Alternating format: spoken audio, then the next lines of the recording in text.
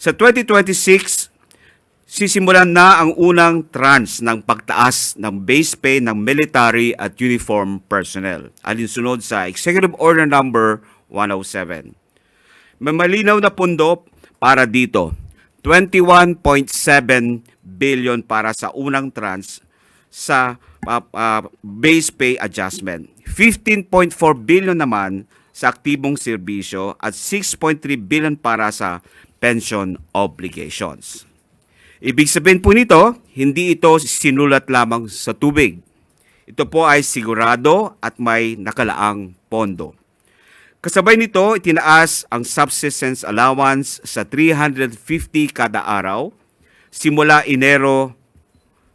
January 1, 2026. May kabuuang pondong 71.1 billion na inilaan para masigurong tuloy-tuloy ang dagdag benepisyong ito. Alam po namin na ang pagtaas ng subsistence allowance ng ating mga MUPs ay hindi luho, hindi pabor, kundi isang matinding pagkilala. Pagkilala na ang lakas ng loob ay kailangang may sapat na lakas ng katawan. At pagkilalang ang nagbabantay sa bayan ay dapat may sapat na pagkain at nutrisyon sa araw-araw. Ang hindi lang po ito usaping dagdag sa sahod at allowance. Kasama rin po sa 2026 national budget ang pagpapalakas ng hanay ng ating mga naglilingkod. Para sa 2026, 4.06 billion ang inilaan para sa karagdagang 10,077 military at uniform positions sa iba't ibang ahensya ng gobyerno. Mga posisyong nagpapagaan ng bigat ng trabaho at magpapatibay sa kakayahan ng ating hanay na tumutugon sa panganib at sakuna. So kabilang dito ang 1,358 bagong posisyon sa Armed Forces of the Philippines, 2,000 sa Philippine National Police, 2,000 sa Bureau of Fire Protection, 2,000 sa Bureau of Jail and Management and Penology, 1,000 sa Bureau of Corrections, at 1,719 naman sa Philippine Coast Guard. Ang mga posisyong ito ay hindi basta numero. Ito ay karagdagang kamay, karagdagang lakas at karagdagang proteksyon para sa bayan. Alam po namin hindi nasusukat sa pera ang serbisyo ninyo, pero tungkulin ng gobyerno na siguraduhin hindi kayo napapabayaan at ang sakripisyo ninyo ay may malinaw na pagtanaw ng pasasalamat.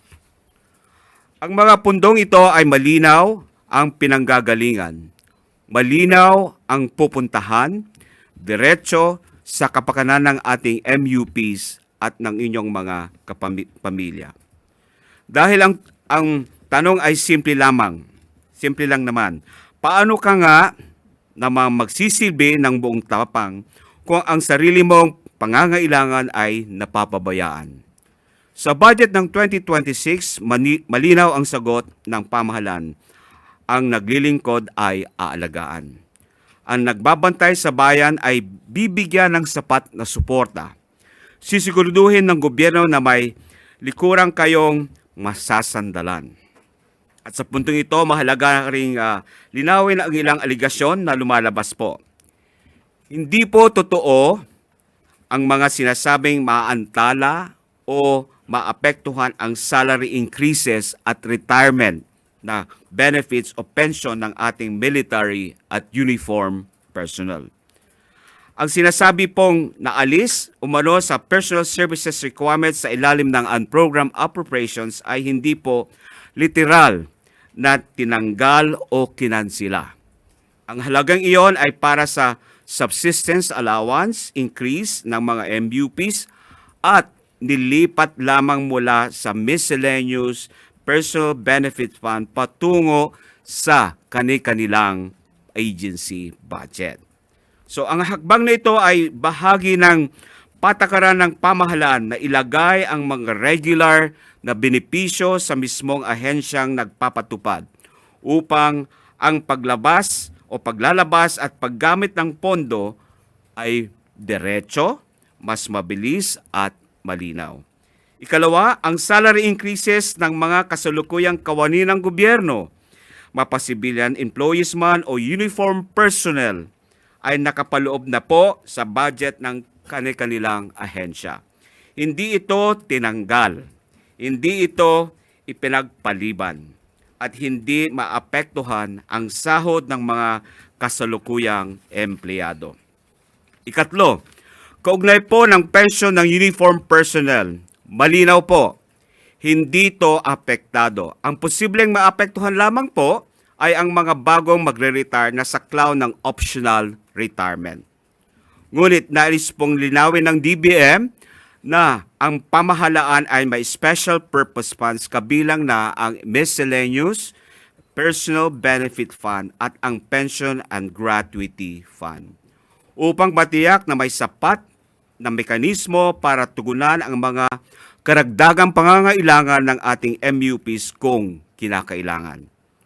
Ulitin ko po, ang mga pondong tinutukoy ay hindi binawasan. Iniayos lamang po at inilipat sa mas angkop at mas direktang budgetary allocation.